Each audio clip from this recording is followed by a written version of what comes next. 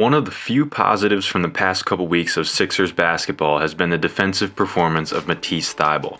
Whether it's locking up all-stars like Devin Booker or collecting steals and blocks off the ball, Thybulle has been a defensive menace and is racking up stats at an impressive clip. More and more each game, it feels like Thybulle's defense is going to be a necessary tool in the playoffs, especially if the Sixers end up facing the Brooklyn Nets. No other player on the Sixers bench can legitimately fluster the likes of James Harden and Kyrie Irving. The caveat that comes with that conversation, though, is whether Thybulle's offensive flaws are too severe to warrant playing him major minutes in the postseason. And while that question will always warrant serious consideration, what I'm proposing here in this video is an adjustment that could potentially help Thybulle offset some of his weaknesses by playing a different style of basketball. And as for what that style should look like, he should look no further than Brooklyn's Bruce Brown Jr. Brown is a third-year player who has had something of a breakout season for the Nets, starting 32 games despite shooting just 29.1% from deep. Brown, like Thybulle, is known for his defense, but has managed to play major minutes for Brooklyn in spite of being similarly inept as a jump shooter. Let's dive into exactly how he's done it. For the rights to Ricky Sanchez, this is Mike O'Connor, and this video is sponsored by BodyBio. Hey, it's Spike. I want to take a break for 1 second and tell you about E-Light. It's only got 3 ingredients in it, which is all you need for proper hydration: sodium, potassium, and magnesium. It mimics the electrolytes in your body for perfect hydration. Get 20% off E-Light and everything else at bodybio.com with promo code RTRS20. It's so easy to use, too. Take a capful of it in the morning, put it in your drink, in your water, whatever. More energy, more stamina, no cramps. Now back to our regularly scheduled video. It wouldn't be accurate to say that the Nets have turned Brown into a big man, but he plays more like a big man than anything else.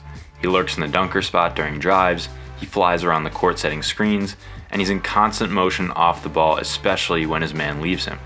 Synergy data gives us a glimpse into just how different his offensive role is to Thybulle's. For two players of identical size with similar skill sets, the discrepancies here are stark. The first thing that catches the eye is how Thybulle's offense is dominated by spot-ups, whereas Brown's diet is more diverse. He gets far more of his offense out of cuts, pick and rolls, and offensive rebounds. Brown's 11.8% of possessions spent as the roll man compared to 2% for Thybulle's is particularly notable. It says that the Nets have been able to make use of Brown in a way that the Sixers haven't even dreamed of for Thybulle. The Nets especially love to use Brown as a screener in the early offense. They'll have him screen for Harden or Irving right after they get the ball across half court, and Brown has developed a knack for slipping these screens and getting layups. Here he fools DeMar DeRozan, and on this next play he puts Lonnie Walker on his back. Even outside of early offense, the Nets have been able to use Brown in regular half-court spread pick and rolls, and he's been surprisingly effective against drop coverages. Looking at these types of plays, it's hard to imagine Thybulle not being able to have the same level of impact. Not saying he could be a huge weapon in the pick and roll, but it should be something he does regularly rather than 2% of his offensive possessions. It's a way to involve him in the offense without having him stand in the corner and clog things up. Speaking of standing in the corner, that's something Brown does very little of. As you saw in the play type data, Brown gets far more of his offense out of cuts than Thybulle does. Whenever he gets doubled off of, Brown is an expert at finding weak spots in the middle of the defense to either connect on lobs with big men or potentially get a floater up if the situation calls for it. He has soft touch when he flashes to the middle of the paint and is able to drain some of these over tough shot blockers. Naturally, these types of opportunities are less available to Thybulle due to the team he plays on. It's hard to lurk in the dunker spot and flash to the middle when Ben Simmons is already doing that. But that being said, you'll see in most of these clips that they involve Brown working with another teammate in the post. On this play, he receives the pass from Nick Claxton, and on other plays, he was dishing out passes to DeAndre Jordan. Being active in this area also allows Brown to be a menace on the offensive glass. With his activity and movement, it's easy to lose track of him when a shot goes up. With Thybulle's length and vertical leaping ability, there's no reason why he couldn't do the same. It comes down to a matter of effort.